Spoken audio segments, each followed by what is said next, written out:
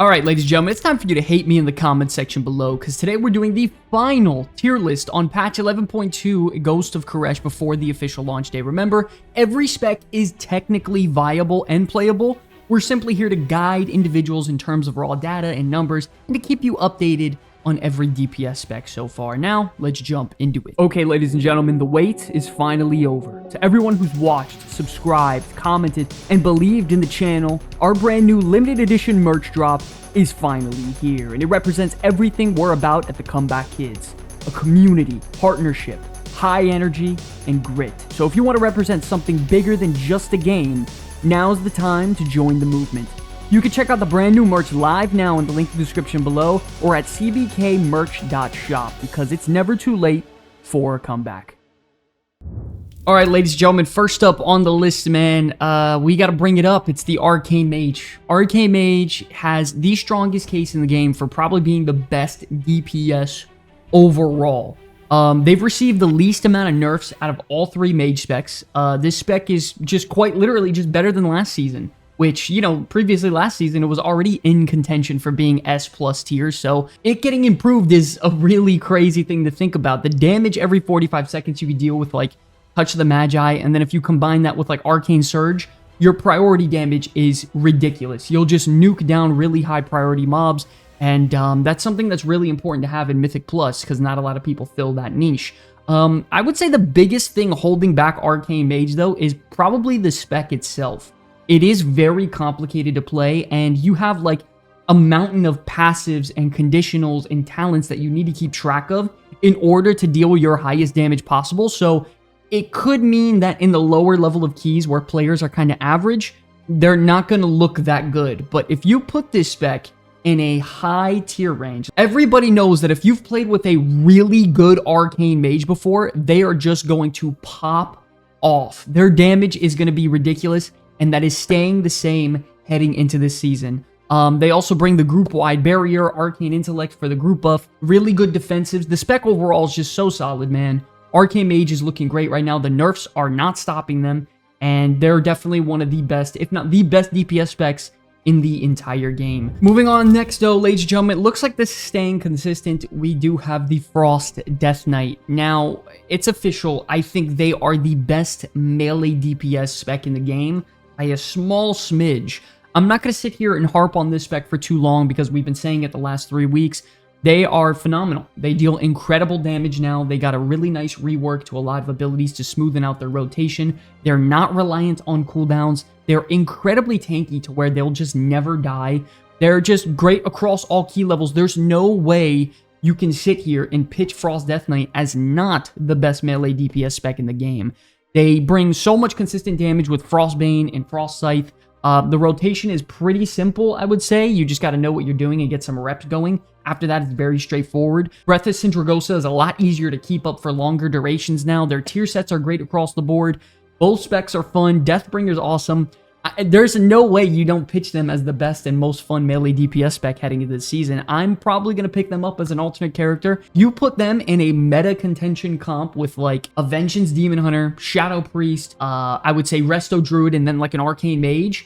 Yeah, that group is going to stomp the yard with everything going on here. They're going to absolutely clap the key, and it's really exciting seeing Frost DK back in the meta, and I'm really excited to see them overtake the spot and see how far they push this season.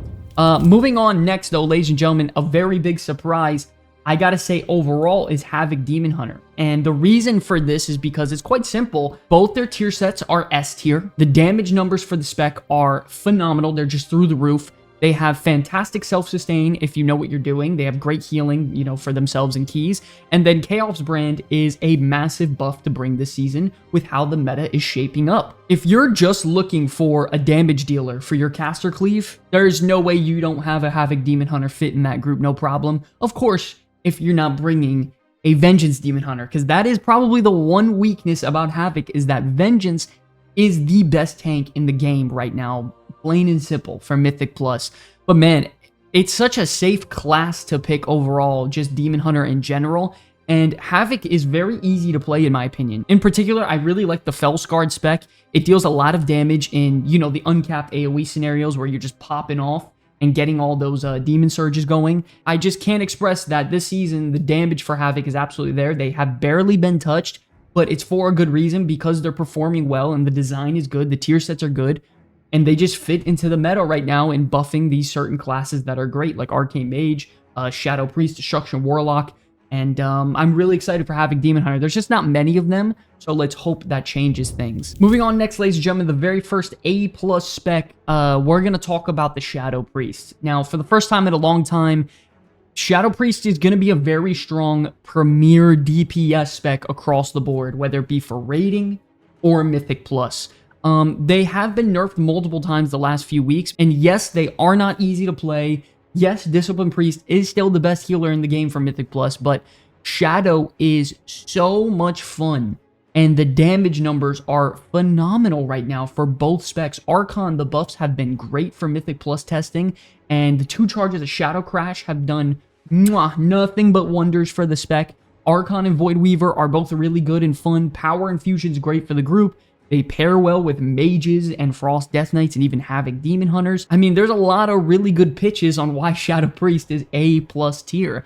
Like I said before, though, Shadow is not an easy spec to play. You can mess up the rotation and do like half the damage compared to everyone else if you don't know what you're doing. You gotta make sure you have Vampiric Touch up 24/7 to deal your damage. I really like Mass Dispel as well. Power Ward Fortitude is a decent group buff. And then Power Infusion, of course, is great for those big nuclear burst windows for either your Frost Death Knight or your Arcane Mage. So overall, I love this spec. I think they're going to struggle in the lower key levels, like anywhere between like 4 to like 10. They could struggle. But in those high levels of keys, man, Shadow is built for being meta. They're built for that really, really high end contention of pushing. And don't get me wrong, I've been in groups with a lot of Shadow Priests where they weren't that good. But if you know what you're doing on this spec, Shadow Priest is an absolute banger. I love Shadow Priest. Very, very excited for them heading into the new season. Next up, ladies and gentlemen, it's looking like my main heading into the new season yet again, Destruction Warlock, man. I'm going to be honest, after the recent buffs the last few weeks, Destruction Warlock is blasting right now. They are pumping. Their AoE damage has never really been a problem with them. And, you know, with them having Wither and Blackened Soul just dealing a crap ton of damage on top of Rain of Fire. But now Chaos Bolt getting buffed substantially by like 30-something% the last couple weeks. Their single target is humongous. You don't even spec into Shadow Burn anymore. You're just funneling all your damage into Chaos Bolts for single target. Your low target cleave is great with Havoc.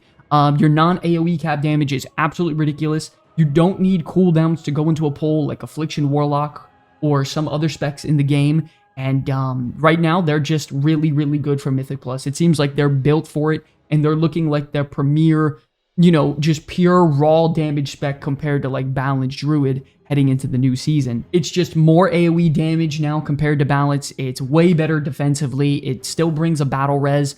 I would say the only issue with Destruction Warlock is that it's a lot of pad AoE damage. They don't have any priority damage. It's just Wither, Blackened Soul, Rain of Fire in terms of AoE, so everything is getting drained. Sometimes you need that priority damage like, you know, Arcane Mage or even like Assassination Rogue. So Destruction Warlock, you gotta know it's all pad AoE. And that's not necessarily a bad thing. You just need some other class specs to fill the gaps that you would bring. Other than that, I love Destruction Warlock. Good design, really great tier sets across the board for Raid and Mythic Plus. Good spec overall heading into the new season. Next up, ladies and gentlemen, I'm going to say it first and foremost. Assassination is blasting. It's very straightforward. I'm not going to harp too long on this. Their priority damage is fantastic right now in this game. They've gotten countless aura buffs over the last like 2-3 weeks. Big updates to their Deathstalker hero talent tree and tier set in general, just buffing it. They're giving massive envenoms on those high priority targets. Caustic Splatter dealing a bunch of AoE damage. You spread the Garrotes, the Ruptures, Crimson Tempest, and they're just pumping, man. This spec is gotten a lot of buffs, and I'm going to be honest, I didn't think their damage was bad before. I really didn't think they needed the buffs that much. It's to the point now where they're almost top DPS in terms of just raw damage. Like, if you go 1 versus 8 mobs alone, no other party buffs, Assassination is going to blast. The problem with Assassination is that they don't bring a group buff, and they don't really have much utility. So that's my biggest issue with trying to fill in a rogue in general. Not only that, with Assassination, they do require you to get in re-stealths between every pull, so you got to communicate with your tank. If not, you're going to deal like no damage, but Other than that, man, I think Assassination damage-wise is in a good spot. They're doing good in Mythic Plus. I'm excited for them. Incredible priority damage, pretty good crowd control overall, and I think they're going to look great this season. Moving on next, though, ladies and gentlemen, a very big surprise on this list now has to be the Frost Mage heading into, I would say, the A tier now. This is the start of the A tier. There is a case to be made that Frost Mage could be the best mage option for the average player. It's a very easy spec to play compared to Fire, especially, and Arcane. Frost Mage brings very high crowd control as well. They have like a permanent like 60 to 70% slow on like every enemy in Mythic Plus, which is very, very big when your tank is trying to kite. It's a very easy spec. Both of their tier sets are really fun. They're engaging. They change the gameplay a little bit, and they're good for both Mythic Plus and Raid. So it's really just a matter of picking and choosing what you would want. Dare I say, though, they've gotten substantially better to the point where there is a case to be made that this could be the premier mage spec for the average player. I'm not talking about the high end of keys, guys. Try to take a breath. I'm talking about for the average player because they deal really good 3 to 4 target cleave with their Splitting Ice and Glacial Spike. They deal really good uncapped AoE with Comet Storms and Meteor if you're going to go that build for Frostfire. And I really like the control. It's very straightforward, and it's not hard to see an impact a Frost Mage could make heading into a Mythic Plus key instantaneously. And you got to know also, some people just like to clear those Mythic 10s, 11s, and 12s, get their titles, and then bounce. That is perfectly fine, and I think Frost Mage is going to be great for that sort of thing. And honestly, I'm really, really excited to see how they perform heading into the new season because this is a really new thing for me. There's not very often where I see Frost Mage do well, and I'm excited to see it overall. Moving on to the next A tier spec, we have the Marksmanship Hunter. Now, Marksmanship has been nerfed, I think, the last 3 weeks straight pretty hard. There was a case to be made that this was the best raw damage spec in the entire game last week. But now after the nerfs to, Dark Ranger and Sentinel, as well as just the trick shots, flat nerf in general, those are some heavy hitters over the last, week and change. If you don't know, whenever you use multi-shot, it causes their next aim shot or rapid fire to just cleave. So they nerfed that cleave percentage damage by, I think, 15% overall, which is a really hefty amount. Honestly, I think it would have been a lot if it was just 10% nerf, but 15 is a nice chunk on their AoE cleave, so I do think that sucks. But, however, I still think Marksmanship Hunter has really good damage for Mythic Plus and Raid. Their potential is still absolutely there. It just might require a good Marksmanship Hunter to get to that point again. I'm placing them a bit higher on this list because I think the potential you can deal and the ceiling they have is really high compared to the other two Hunter specs. Their floor is quite low, while Marksmanship's ceiling is just very high. So I still strongly believe in Marksmanship Hunter. I'm still putting my money on them as being the best Hunter spec overall, and we'll see how that goes moving forward. But I will say, next up, we do have Beast Mastery Hunter. Now, Beast Mastery has been nerfed. It's been nerfed again. It's been nerfed again. And it's been nerfed 3 more times after that on the PTR the last couple months. I think we're at the point where the spec, it isn't broken anymore. And it's pretty balanced from a raw damage perspective. Because, previously your damage was just absolutely out of control. It was nuclear. It wasn't normal. So I think this is a pretty good level heading for Beast Mastery Hunter, and I think that's a good thing for the game in general, obviously. The problem is that if Hunter isn't bringing fantastic damage, they don't bring that much to the party. They have, your Bloodlust, they have a knock-up with their Trap, and that's kind of it. They don't really have much out of something like that. After all the nerfs for Beast Mastery, they're still pretty damn good in damage. I just think you kind of have to pair them with Mystic Touch, Battle Shout, and their damage will be absolutely crazy for your party. Outside of that, it might be a little bit low compared to what it was previously on the PTR, but it is a very easy spec to play. It's very forgiving. You just multi-shot, you get your Beast Cleave going, you Barb Shot for the buff, and you spam Kill Command, and then you use your Bestial Wrath on cooldown. So it's very, very simple. I think the floor is very easy to get into. It's very straightforward spec to dive into. The damage is still there. I just worry about them utility-wise occasionally. Moving on next, ladies and gentlemen, we do have to bring it up, is the Enhancement Shaman. Enhancement was doing very well for a while. They got nerfed a little bit, and they're, I would say, still the premier Shaman DPS spec. They bring pretty much everything Elemental has, but they're just a little bit more consistent in terms of just raw numbers. Going into Ascendance, obviously, it's still going to feel really good for Enhancement. The Wind Strike buff, with them being able to cast Tempest during it, is fantastic. So you're literally just pressing that one button, and your damage is going crazy. You have great utility on Enhancement. You have Capacitor Totem, Thunderstorm, the shortest cooldown kick in the game, Sky Fury. You're going to fill your niche as a Shaman no matter what spec you play. But I, in particular, really like Enhancement because I like both their tier sets. I think both of them are really good. I just think Stormbringer is ahead at this point. Enhancement, like I said, it got nerfed over the last 3-4 weeks, but I think it was warranted because of the damage they were dealing. It was just ridiculous. So I think they're in a good spot. They bring fantastic utility, above average DPS. I mean, what more do you need for your Mythic Plus key? Moving on next, though, we do have the Retribution Paladin, the main story character, right? If we're talking about pure raw DPS numbers, Ret Paladin is not the highest damage out there, but they deal enough damage to be able to carry low-level to mid-level keys. Not a lot of specs are able to carry keys on their own, but I do think Retribution Paladin can. They have Devotion Aura for the damage reduction, Lay on Hands for your tank when shit gets scary, Blessing of Protection for your DPS or your healers if they get aggro, Chunky Word of Glory off heals, the Dispels, Blessing of Sacrifice, a short cooldown kick, pretty good priority damage. I mean, you name it, the Retribution Paladin has it covered, and they're kind of built to be able to take care of those low to mid-tier keys completely on their own if you're good enough. And that's kind of why I have them higher up on this list, is because you have the potential to bring a lot to a group and a lot more than other specs in the game while also being able to carry the damage department if you're good in those lower keys. You never have to wait for cooldowns. You have your damage 24/7 with Wake of Ashes going into your Wings and Hammer of Lights and stuff. Great utility, the best defensive in the game with Bubble, Devotion Aura, you name it, they got it. I like Retribution Paladin. I do think their single target is lacking, but they have the potential to be a really, really great DPS spec in general.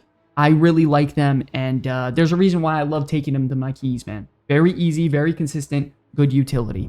Moving on next, though, we have the Elemental Shaman, guys, the other Shaman DPS spec. Now, Elemental Shaman's one of those specs where you kind of have everything in your arsenal to play with. You have some of the most utility in the game, like we said before with Enhancement, you know, Capacitor, Thunderstorm, the shortest cooldown kick in the game, a group buff, Poisonous Spell, you name it, they have it. But you also have probably the most fun DPS cooldown to press out there, which is Ascendance. The damage window during this is awesome. It is so much fun. You have like 10 to 15 seconds where you're doing crazy levels of damage, and it's so much fun. You're blasting, everything's getting duplicated, you're spamming those Elemental Blast Earthquake combos, and things just feel really good. So if you have a team that can combine, you know, other cooldowns with you, like a Shadow Priest with Power Infusion and stuff like that, to group everyone up and prep you for those big windows, it's a very good spec to play. Outside of the cooldown windows, Elemental Shaman can struggle a bit, and if you don't have a tank that's aware of your ability to deal crazy damage during those windows, it could feel kind of bad to play Elemental. Not only that, with your brand new tier set, though, you have a lot of opportunities to get into Ascendance. So I like the Stormbringer tier set. I would say the biggest issue overall I have for Elemental is the fact that they're really not tanked. They're pretty bad defensively. All they got is Astral Shift, and then, what is that totem? Stone Bulwark totem.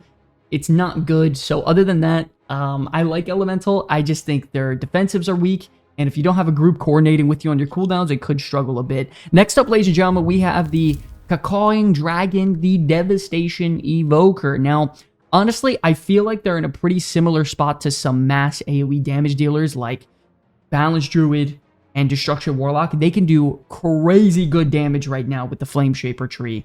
They recently got buffed on the Firestorm, their Pyre, and then overall damage got buffed, so their pad AoE is really, really nice. Not only that, they bring really good utility for this Mythic plus dungeon rotation season. They have the spells, the Poison Cleanse, the Bleed removal. All these are very valuable in dungeons like, you know, Dawnbreaker, Halls of Atonement. You also have the Source of Magic for your healers, which is a 3% damage and healing buff, which is really, really nice. Other than that, I think you have Zephyr, the rescue for your tanks. So you have some good utility, really heavy pad AoE, and a good tier set bonus. So, I mean, overall, I would say they're a really good spec. The only issue I would say is I'm not really that good with them, so I couldn't get hands-on, like, heavy experience with them. I was kind of at the grace and mercy of whoever was in my party. So that's kind of why I'm rating them below Retribution and Elemental. Also, they did just nerf the Essence Bomb as well, which was a good amount of their damage. It wasn't, like, nuclear or anything, but it was a good amount. So, it is performing better than Scale Commander right now. Overall, I think Devastation's looking great heading into the season as a raw damage dealer with some good utility. Moving on next, though, ladies and gentlemen, a big surprise for me is the fact that Unholy Death Knight, I think I gotta put him in the A tier. I think I do, and let me tell you why. Their damage numbers for Mythic Plus are still pretty damn good. Not only that, they got some good build variety now with the fact that you could play a summoner type build, which in my opinion is really fun. I would say the biggest problem for Unholy is still yet again that their single target damage when you're spec'd for Mythic Plus and AoE, it is not there compared to other specs. It is not. And it's hard to make a case for Unholy when Frost Death Knight is the best melee DPS spec in the game, in my opinion. It's hard to make that case. I also do think that Unholy Death Knight is one of those specs where it takes some serious skill and a good player to perform them well. And not only that, you're probably not going to see them perform well in terms of like low to mid key range. They need time to ramp up, get everything going, get everyone, you know, with festering wounds on them, get all the dots going, get your cooldowns rolling, and then they can deal damage. If mobs are dying too quickly, you're not going to get a lot of value out of Unholy compared to Frost, where you can just blow your cooldowns and everything in front of you is just going to get absolutely shit on. So, Unholy, I think they're going to do well, but in the higher tier of key ranges, and that's when I think they'll be good. Remember, they're unkillable, they're super tanky, AMZ is pretty good, they have a couple grips for, you know, those range caster mobs, like example, like in Priory, and I think they're going to do well overall in the higher key range. Moving on next, ladies and gentlemen, I'm going to keep this one short and sweet. We have Demonology. I'm really close. I don't know if I should put Demo above or behind Unholy. It's kind of can go either way. I think I'm going to put it above Unholy Death Knight. And the reason for that is because they've been getting nerfed a lot the last couple weeks. But they're still a really solid spec. Demonology is kind of like the Outlaw Rogue of range DPS. Their damage is not like nuclear, but it's just very high and average and consistent. Like, you'll always have that pull where you're dealing anywhere from, you know, 7 to 8 to 9 million DPS the entire time, and you're not going to go lower. There are some cases where you can go higher, so my point is that their damage is just there. It's always going to be there. It's very high. It's consistent. And it's not a spec that's reliant on cooldowns, which in some group compositions is a really big deal. You're going to go into a pack, you're going to deal damage. You compare that to Affliction Warlock, where Affliction is reliant on a couple things like Soul Rot and Vile Taint. Demonology is not in that case. They're not in that argument. So I really love the class fantasy for Demonology as well. And then, you know, Warlock in general is just in a really good spot. So I think that helps them out substantially as well when you're trying to select the class to play. Demonology is still in a very good spot. Excited for them heading into the new season. Moving on next, though, man, I'm going to get a lot of hate for this. Outlaw Rogue is doing pretty good. I'll be the first one to say I do not like the gameplay style of Outlaw Rogue. I can't stand it. The APM is really high. Roll the bones. It's annoying. It's not easy to play. But if you know what you're doing, guys, the truth of the matter is this spec dominates keys if you know what you're doing. Not only that, the last 3 weeks, they've been getting buffed substantially, and their damage is just so consistent all the time, man. It does not need to wait for cooldowns. It doesn't need to get a re-stealth like Assassination Rogue. You just go in there, and you're dealing damage. It's literally as simple as that. I do think Outlaw Rogue is comp dependent, though. Like, if you put an Outlaw Rogue in a group with a Warrior for Battle Shout and a Monk for Mystic Touch, Mark of the Wild, Sky Fury, you get them funneled with all these buffs, they are going to blast the meters, dude. They are fantastic in that route. In terms of damage and potential, I think Outlaw Rogue, I think if you purely build around it, I think it could be the best Rogue spec, but it requires all of that, and it requires a really good player. So that's kind of why I have them dropped a little bit lower. in terms of that. Also, I hate the gameplay style, so spit on the Outlaw Rogue design. Moving on next, ladies and gentlemen, we do have the Affliction Warlock. I think we're going to put this near the end of A tier. I think we are. The buffs to Warlock, especially Affliction over the last few weeks, have been really, really good. Affliction in general got giga buffed in a really particular way, which I'm excited about. Affliction Warlock, they do have some gameplay issues, like we said before, Vile Taint and the reliance on Soul Rot. It's really annoying, but they bring something now that not a lot of specs bring, and they do it really well. Really big priority damage. They just got really big unstable Affliction buff, big bonuses to Malefic Grass damage to targets afflicted by unstable Affliction, really solid buffs to Dark Glare. So it's gotten to the point to where now if you pop all your cooldowns and you're focusing your funnel, I guess, sort of abilities like Dark Glare, Unstable Affliction onto a big priority target like the Lieutenants in Priory, dude, they're going to get melted and everything's going to die nearly like at the same rate. And when you're in Mythic Plus and you're trying to push fast into keys, one of the biggest problems is that if your priority target isn't dying at the same rate as all the other, weak mobs, then you're going to sit there for a good amount of time and just waste time. That's why you can't just stack pure AoE classes like Balanced Druids over and over, because occasionally you need that priority damage, and that's where Affliction and Arcane Mage, they come into play and they do things really, really well. So I think Affliction's looking pretty good. Their damage is great in terms of priority, but you got to remember, they're very reliant on Vile Taint and Soul Rot. They're reliant on their cooldowns, and you got to do it in a coordinated group. If not, you're going to be in trouble. Moving on next, ladies and gentlemen, believe it or not, we have the rare case where Fury Warrior is looking good. And not only that, I think we all owe Blizzard an apology because they did something really good for this spec overall. They brought them from pretty much near extinction to where they weren't really being played at all to honestly, they're quite valuable. They're viable, they're valuable, and their buff to the tier set bonuses has been really good. Their increase to their natural cleave by 10% for the Whirlwind thing is really nice as well, and they're taking off. I think Blizzard did something great here. They took the weak points of Fury Warrior and buffed it up. And that's what I think they need to do with a lot of other specs in the game. I think Fury Warrior overall is a pretty damn good spec. I think we're going to see a lot of people playing them. I also do think, though, they are group reliant. Any warrior spec, very, very group reliant, man. You need that Mystic Touch, you need the Mark of the Wild, and you need the Sky Fury. If you combine all of that with the Battle Shot from the Warrior, that melee cleave comp is going to stomp the yard. They're going to do the whole dance in the rain and smash, and the water's going to go anywhere, slow motion, the whole thing. They're going to stomp the yard. They're going to kick some ass, and it's going to be a lot of fun. I do think the only annoying part about Fury Warrior is like the APM on them is crazy. It's really annoying having to spam buttons like every freaking 0.75 GCD. So other than that, I like Fury Warrior. I think they're a good spot. Their damage is there. Phenomenal. And I do think they're just comp reliant though. Don't forget your Battle Shout brings like 1,000,000 DPS on its own. So remember that. Moving on next, we do sadly, I have to bring up into the B tier is Fire Mage. Fire Mage, the truth of the matter is that they are very, very hard to play. They're a very difficult spec to play. Not only that, it requires mobs to live long enough for you to get full value out of your kit.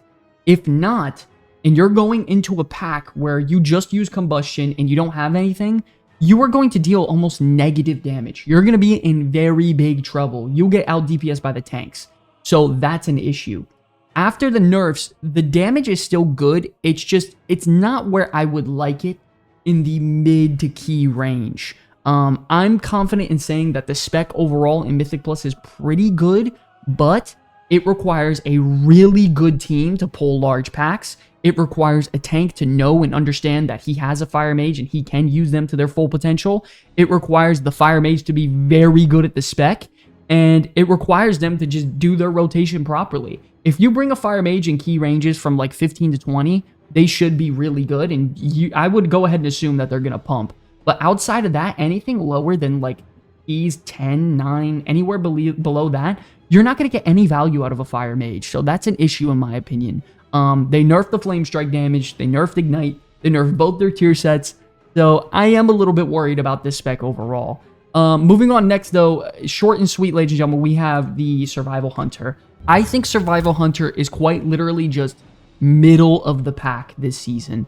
Their damage is quite good, don't get me wrong, but they don't really bring anything significant outside of just above average damage. Like, what's stopping you from bringing a marksmanship or a beast mastery instead of survival? Literally nothing. For example, Retribution Paladin, Enhancement Shaman, their utility is through the roof.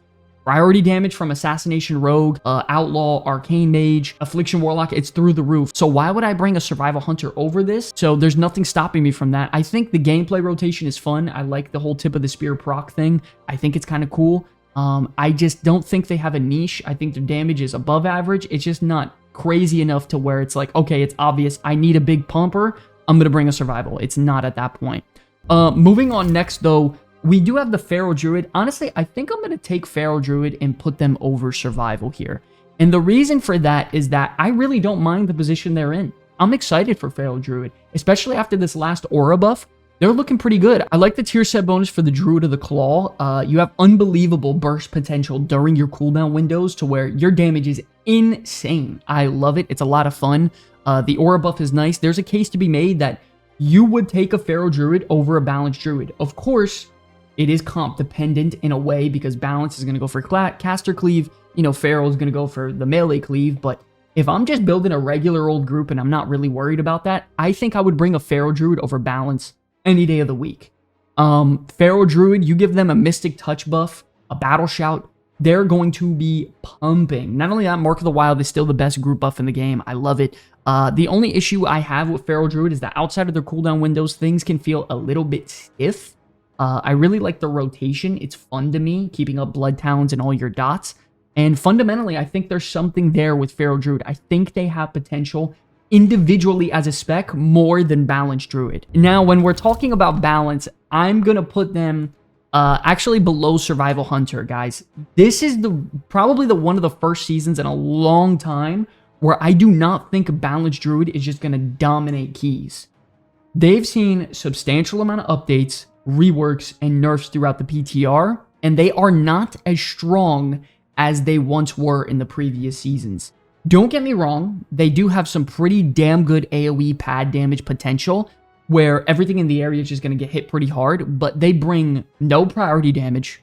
Their tier set with Keeper of the Grove is gutted, so you don't play that anymore. Solar Beam is the hardest, cooldown kick to use in the game, where if your teammates don't follow up properly, you're just not getting kicks out at all when it comes to your Balanced Druid, which is really bad for high-end keys. At this point, there are other specs in the game that are dealing just more damage to them in AoE, as well as single target. So I'm worried about that for Balanced Druid, and obviously there are other specs in the game that have more utility and substantially better defensives like Warlock. I think this is one of those specs that's going to be played at a very high level, but other than that, in general, for solo play, I don't think they're going to perform well this season. I think they're struggling, and I don't know if they're going to be that great heading into those mid to low keys where people are just trying to do +10s and +12s. Moving on to it, though, we do have the Arms Warrior. Now, I actually don't hate Arms Warrior. From a general gameplay perspective, I like the gameplay style of Arms Warrior. It's pretty fun. The abilities when you press your abilities, they feel impactful. I like the tier set bonuses with Slayer for Raid, and the general gameplay rotation, I will say it again, it's fun. But the problem is with Fury Warrior excelling as well as they are right now, they're beating Arms Warrior right now. It's as simple as that. And they're beating them by a pretty hefty amount if there's not a crazy amount of uncapped AoE. The only time you would bring an Arms Warrior is if you're in dungeons and you're doing polls with a lot of uncapped AoE scenarios, where if you're doing melee cleave, typically that's not the case. You like to be around the 5, 6, 7 range with Outlaw Rogue, Arms Warrior, Windwalker, Monk, and there's nothing wrong with that. So I have the problem with the fact that if you're trying to bring an Arms Warrior, you need uncapped AoE at this point to beat the Fury Warrior, and I just don't think it's in a great spot. I'm not going to sit here and try to, pitch this class like Warrior in general for everybody. I just think Fury and Arms are pretty close. It's just, I think Fury's taking the edge, and they just complement the melee cleave, just substantially better with how they're designed right now. Remember, with Warriors in general, you don't bring any utility. People only want you for your Battle Shout buff to buff their other damage dealers, and you'll get out-damaged by most other classes in the game. So just try to keep that in mind. Moving on next, ladies and gentlemen, we have the Windwalker Monk. I think they're actually going to go in C tier. I think they do. If we're being completely, brutally honest, Windwalker Monk is not in a good place right now. The damage numbers simply are not there. They're behind damage-wise by a lot of different specs, and the nerfs to their tier set bonus for the Conduit Celestials, this last update was a pretty big one for the spec overall. I think for raiding, when it comes to pure single target, they're actually above average. They can deal some good damage, but man, for Mythic Plus, they are shit in the bed right now. They're not too good. They just nerfed the Conduit Celestials, like I just said, and it's what really made the spec feel good and fun to play and give them a good amount of potential. So now you're at the point where you're trying to play Shadowpan, and I think Shadowpan's gameplay style, I think it's flawed in general. Like, it's about spending energy to get these flurry strikes off, and, you know, sometimes you're overcapped on chi, so you don't want to hit Tiger's Palm to get the energy going and overcap on chi. It's just a pain in the ass situation that I don't love. I think the tier set potential could have been there with Conduit of Celestials. I'm just not liking Shadowpan, and at this point, you're really only brought for the Mystic Touch debuff if you're playing Windwalker. Other than that, it's not looking too good. I really don't like them in that case. I like their defensive capabilities. I like the leg sweep as well, but they're lacking in a lot of areas, and I'm pretty worried about this spec in general. Moving on next, we do have, guys, believe it or not, Augmentation Evoker isn't going to be the dead last DPS spec, in my opinion. And the reason for that is I played one in the PTR, and the damage was pretty good. Whether you think this is a good or bad thing, I think that depends on the person individually, but Augmentation is just very hard to balance in general, man. Having something be a one-of-a-kind spec, a one-of-one, the only supposedly buff spec in the game, it's impossible to balance. It's either super broken in the highest tier of play, or it's just terrible. And to have something like that is just, it's impossible to balance in design in general. Like usual, Augmentation, it's all about bringing its group buffs with Ebb and Might, Prescience, and stuff like that. You can actually deal some surprisingly good damage right now. I'm not gonna lie, it's pretty fun. Their value goes up in that regard, but I think this season, their biggest highlight point is that you bring the Dispels, the Decurses, the takeoff of the Bleeds and stuff like that. But if we're talking about that, you could just bring that with the Devastation and be perfectly fine. So you'll never have to use an Augmentation Evoker, and I think it's at the point where I think the spec needs a rework, and you're just limited by the group's potential. You're limited by how well your damage dealers are going to perform, and I think that's an issue in itself. Moving on next to the last spec, ladies and gentlemen, we do have the Sub Rogue. Listen, I think Sub Rogue is in a pretty tough spot. They just got some buffs, and I'll say it plain and simple. It's by far the hardest Rogue spec to play in the game, and one of the hardest melee specs to play in the entire game. And not only that, even if you play it well, the reward isn't what it should be. Now, I think both Assassination and Outlaw Rogue are in a substantially better spot. Not only that, they're both not as cooldown reliant as Sub Rogue is, and there's not a lot of misplay potential for them. So you have to ask yourself this question: why in the hell would I ever risk bringing a Sub Rogue? Why would I ever do that? I like the concept of what Sub Rogue should be. I just do not think it's executed very well at all.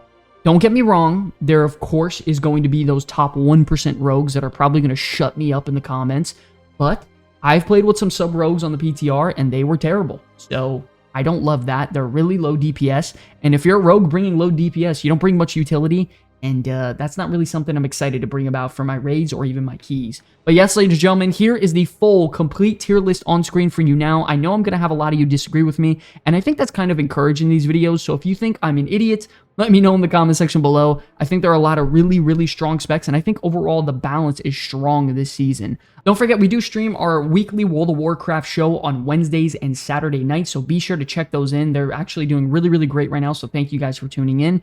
And if you're looking for a guild, listen up because we got an important message for you. One last note we wanted to make: if you're looking for a guild or people to progress through Mythic Plus with or raid with next season, the Comeback Kids are recruiting, and any and all players are welcome to come on down, play with us. We're looking to fill out some new members for the raid. Oh my god, we fucking did it. Oh my god, let's fucking go, bro. If you're on the Horde, you can simply just go to the guild tab and search up the Comeback Kids, and we should pop up. Make sure you do have the guild size on any so you can actually see us. Either way though, if it doesn't work, you just use the Discord link in the comment section below. Hop in there and verify, get yourself in, and then we can get you invited by you posting your name and server under the guild invite tab.